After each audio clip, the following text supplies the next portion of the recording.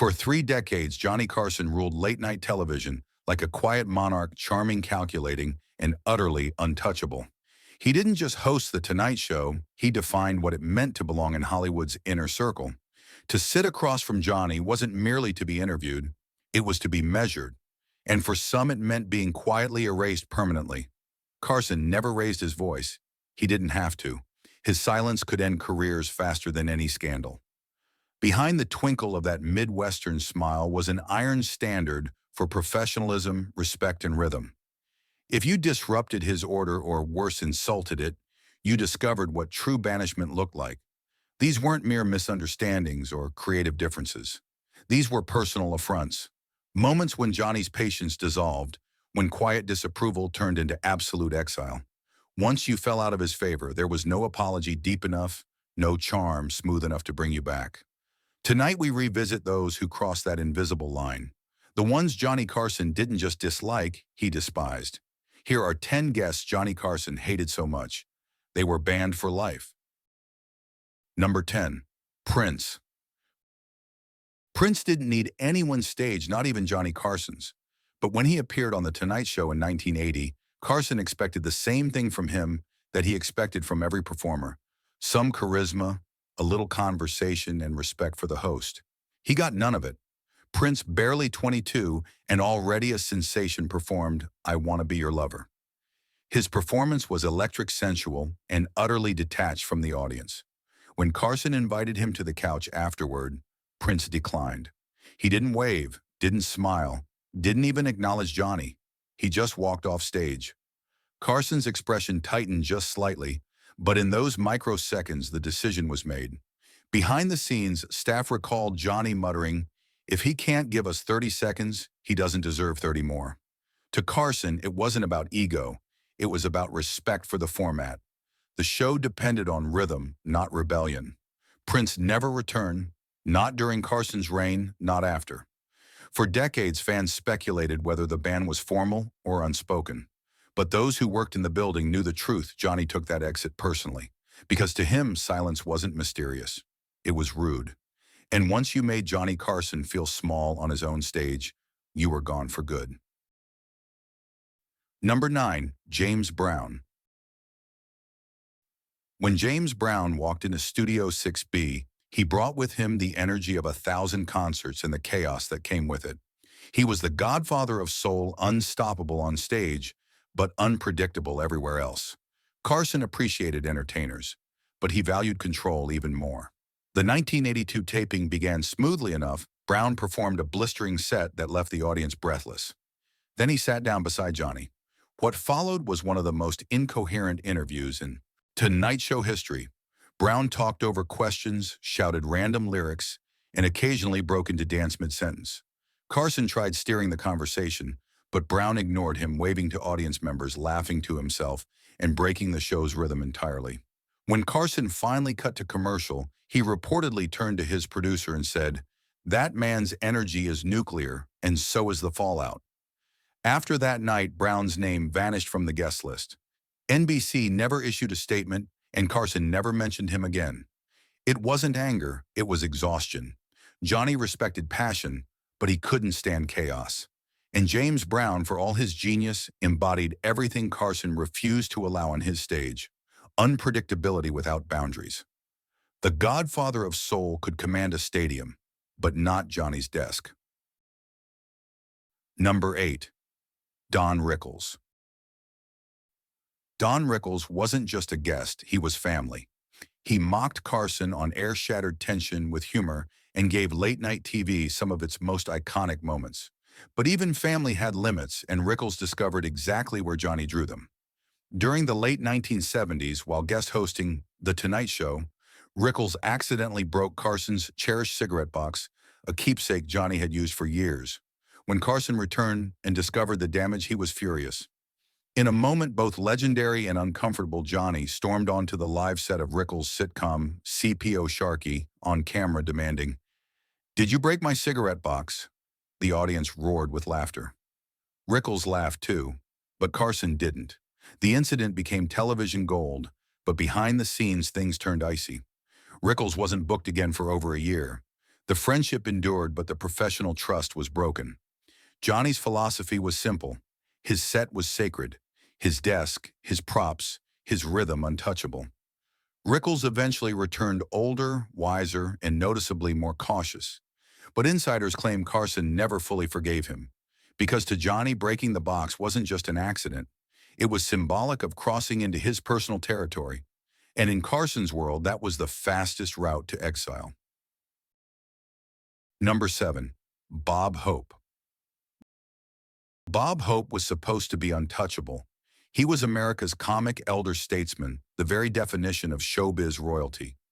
But by the late 1970s, Carson had grown tired of him. Hope would appear on The Tonight Show, unannounced, armed with pre-written jokes and personal writers. Every appearance felt scripted, promotional, and lifeless. For a host who thrived on spontaneous chemistry that was poison, Carson once confided to a producer, "It's like interviewing a wax figure." There was no banter, no spark, just Hope talking at him. The break wasn't loud. There was no confrontation. Hope's invitations simply stopped. When asked later why Bob had vanished, Carson shrugged and said, "I prefer guests who listen."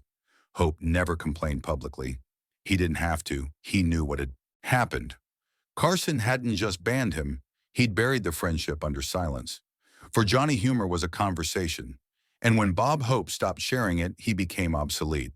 No scandal, no anger, just the cold precision of a man who valued authenticity more than legend. To Carson, Hope wasn't a rival. He was a relic. Number 6. Madonna. Madonna didn't just visit The Tonight Show. She invaded it. It was 1987, and Carson expected the usual interview, some laughs, a few quips, and promotion for her latest record.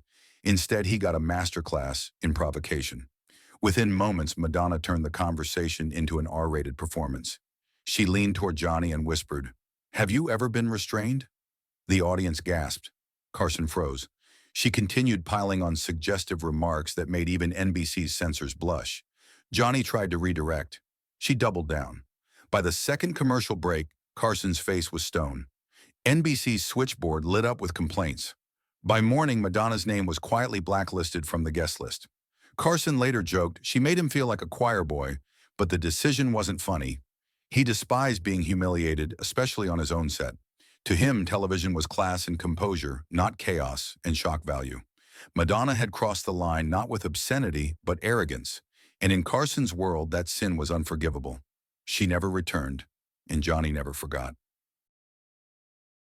Number 5. Howard Stern. Howard Stern never even made it to Johnny Carson's couch, and that in itself was a statement. During the late 1980s, Stern's radio empire was spreading like wildfire, built on shock irreverence and relentless self-promotion. But his rise came at a cost. Respect. Stern openly mocked The Tonight Show on air. He called it stodgy, predictable, and once said Johnny Carson acts like he's laughing at his own jokes because no one else will. Those words sealed his fate.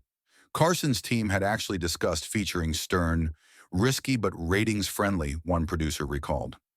That conversation ended the moment Johnny heard the tape. He didn't yell. He didn't debate. He simply said, "We don't invite people who don't respect the house." To Carson, The Tonight Show wasn't just television. It was a sanctum, a place built on trust between performer, host, and audience. Stern's brand of insult comedy violated everything Carson considered sacred. For years, Stern bragged about being the guy Carson was afraid of. But the truth was simpler. Carson wasn't afraid. He was indifferent. And indifference from Johnny Carson was worse than anger. It was erasure. Stern never appeared, never received acknowledgement, and never got the confrontation he wanted. Because for Carson, silence wasn't weakness. It was victory. Number 4. Charles Grodin. Charles Grodin was brilliant, deadpan, cerebral, and dry as dust. Audiences loved his humor. Johnny Carson for a time did too. But what began as clever banter soon transformed into something sharper and far more uncomfortable. During the early 1980s, Grodin's appearances became infamous for their awkward tension. He'd challenge Carson mid-question, roll his eyes, or accuse Johnny of being a company man. Audiences weren't sure whether it was scripted or real. Carson wasn't sure either. In one appearance, Grodin refused to answer questions, directly turning every exchange into an argument. Carson's smile froze. His tone cooled. And at one point, he simply stopped responding, letting Grodin twist in silence. The audience laughed nervously. Behind the scenes, Carson's verdict was immediate. He's not playing along, he's playing against. Grodin's shtick might have worked on Letterman or later hosts who thrived on irony, but Carson's world was built on rhythm timing and respect. He valued sparring partners, not saboteurs. After that taping, Grodin's invitation stopped. No explanation, no closure. He was simply gone. Years later, Grodin would joke that he was the only guest ever fired mid-interview. He wasn't far off. For Carson, it wasn't about ego. It was about chemistry. And once the laughter turned, forced, the curtain quietly fell for good. Number 3, Chevy Chase. Chevy Chase entered The Tonight Show with all the charm of a man convinced he was the funniest person alive. For Johnny Carson, that was the first red flag. At the height of his fame after Saturday Night Live and Caddyshack, Chase came on as though he were co-host. He interrupted Johnny, cut off punchlines, and even reached over his desk mid-interview. The studio audience laughed uneasily, but Carson didn't. He sat still, eyes narrowing just slightly, a sure sign the guest had crossed a line. Backstage reports later revealed Chase had treated staff coldly, skipping pre-show meetings and dismissing production assistants with sarcasm. By the time he walked off stage, Carson had already made his decision. "Never again," he said quietly. Chase later claimed he didn't realize he'd offended anyone. But to Carson, the offense was clear: he disrespected the hierarchy. Johnny wasn't territorial out of vanity. He was protective of the tone that made The Tonight Show timeless. Chevy Chase represented the new Hollywood, flashy, arrogant, and indifferent to legacy. He was banned immediately without fanfare. No public feud, no press release, just quiet exile. And in Carson's eyes, there was no need to explain. Some lessons didn't require words, just absence. Number 2, Wayne Newton. Few people ever dared confront Johnny Carson. Wayne Newton did, and paid for it. For years, Carson used Newton as a punchline. He mocked his hair, his showmanship, his Vegas persona. Most guests laughed it off. Newton didn't. At a private NBC event in the early 80s, Newton approached Carson and delivered a warning that staff still whisper about. He told Johnny, "You mention my name again, and you'll answer to me directly." The room went silent. Johnny didn't respond, but he didn't forget either. From that day forward, Newton's name vanished from the show. No bookings, no acknowledgments. It was as if he never existed. Carson never retaliated publicly, but privately he was finished. He hated confrontation, especially from someone he'd once mocked. And for the rest of his career, he never referenced Wayne Newton again. Decades later, Newton confirmed the story, saying he stood up for his dignity. And while he won his pride, he lost the platform that defined stardom. In Carson's world, you could tease him, joke with him, even push boundaries. But threaten him? That was unforgivable. Wayne Newton didn't just get banned, he became the rare man Johnny truly despised. Number 1, Joan Rivers. No guest cut deeper than Joan Rivers.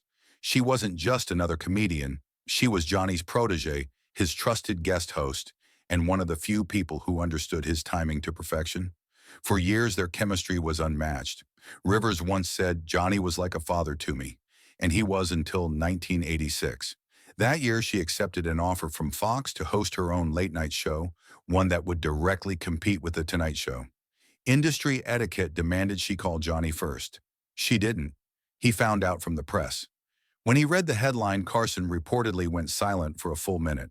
Then he told his producer, "Her name never crosses this threshold again." Rivers tried calling him for years. He never answered. She mailed letters, apologized publicly, even cried on air. Johnny never forgave her. He didn't shout, didn't slander, he simply erased her. Her name was never mentioned again on The Tonight Show during his tenure. For Carson, the betrayal wasn't professional, it was personal. He had welcomed her, trusted her, and watched her walk away without goodbye. When Rivers later said, "He taught me everything I know," it wasn't nostalgia, it was grief. Because in the world Johnny Carson built, there was no greater sin than disloyalty, and no punishment more final than silence. Johnny Carson never needed to raise his voice to make a point. His weapon was absence. To be uninvited from The Tonight Show was to vanish from the cultural map, a silent execution carried out with a smile. Some of these bans were born from ego, others from betrayal, but every one of them reflected Carson's code: professionalism, respect, and absolute control. He didn't just host a talk show, he conducted a symphony, and one wrong note was enough to end the performance forever. As the curtains closed in 1992, so did the last door to Carson's kingdom. Those he banned never returned, and those who stayed remembered one rule. On The Tonight Show, Johnny was the law. Which banned guest surprised you most? Share your thoughts below, and if you want more deep dives into old Hollywood's untold moments, subscribe for the next story that never made it past the curtain.